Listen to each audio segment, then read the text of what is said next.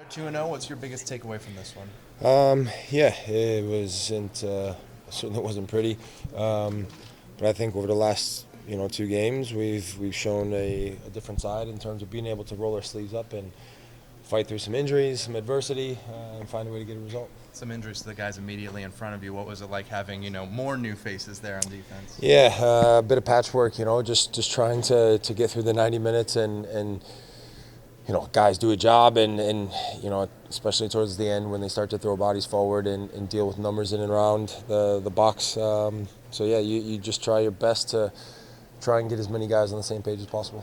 Supporters here and you guys, I'm sure, are used to like a different style, flying up and down, being able to score a ton. Is that what it's going to take kind of in the intermediate as you learn what this team's going to look like after Joseph to be able to roll up your sleeves, like you said? Yeah, regardless of Joseph, obviously he's a massive part of our team, and obviously we're all behind him and know he's going to come back stronger from his injury. But regardless of him, whether he's on the field or not, we need to figure it out quickly.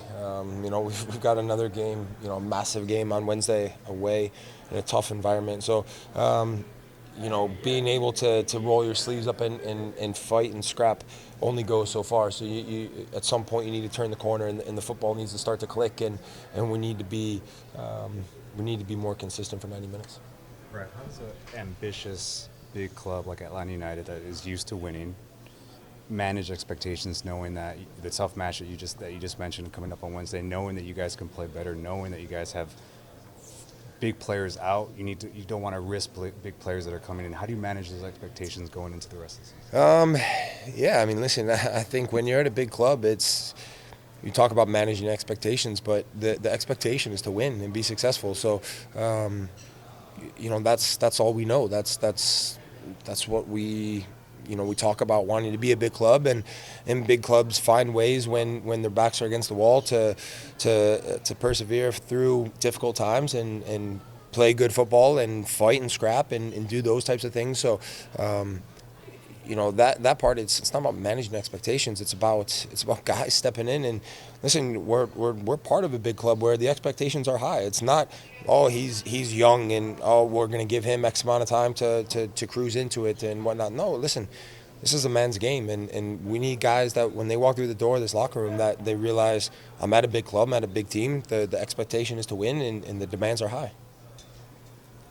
George pressed into duty probably before anybody expected him to be with the injury. How do you think he performed out there? Yeah, I mean, listen, again, a young kid getting his, I think debut or whatnot, sorry, debut and coming in and doing a job. I think in these moments, it's not always easy for him, to come into a game like it was and how it was playing out. So yeah, it's another step of the learning process for him individually and for us as a team to try and help him through these difficult times. Brad, you said you can play better going into this CONCACAF Champions League game. What's it going to take? Yeah, we need to manage the game. I mean, you look at the last 30 minutes, and our backs are against the wall. Yeah, you could talk about injuries, talk about this and that, whatever. We got to be able to manage the game. We give them too much time and freedom on the ball to pick a pass, and in this league, any team, any player is going to be able to pick a pass if they get time on the ball. And so we need to be able to do a better job of keeping the ball, managing the game. And it's Wednesday's a massive game for us. Going into it, knowing how last year went, going to Monterey away, we need to find the way for 90 minutes to make sure that after the game come Wednesday night, we're still in the fixture, we're still in the tie. And hopefully, we can bring a positive result back to Atlanta. And today you guys controlled the match at times, had a lot of possession. They sat off. Like, So you're not going to see that on Wednesday. Exactly. So we need to be able to play under pressure, pick passes, and Cincinnati came in with a game plan of obviously sitting back and looking to play on the counter and this and that. So that's fine. Teams will do that at times, but.